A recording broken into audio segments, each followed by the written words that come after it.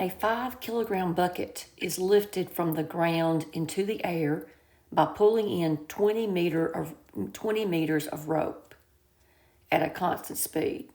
The rope weighs 0.08 kilogram per meter. How much work is done in lifting the bucket and rope? So I've drawn a building on the left-hand side, and we've got a man up there on top of the roof, and he is pulling up 20 meters of rope. I've just drawn that in red. And what he's doing is he's lifting a bucket, and the bucket itself weighs 5 kilograms. And I've got 20 meters of rope. We have to worry about the work of raising up the bucket and also the work in pulling the rope. So let's first think about the bucket.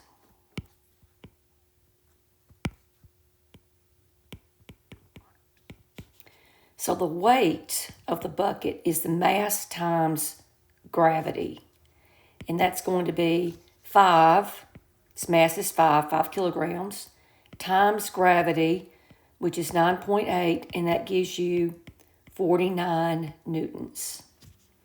So your work, and that's constant, that bucket's not changing. It weighs 5 kilograms wherever it is being pulled up. So the work would be weight times distance. So that will equal 49. And it's being raised 20 meters. So that's 980 joules. So that's the bucket. Now let's consider the rope. Well, the weight of the rope will be 0.08 because the rope weighs 0.08. Now, as they pull up more rope, it's going to get lighter and lighter. So, no matter where you are, that distance changing. The total distance is 20, and let's say it goes X feet as it moves up. So that would be 20 minus X.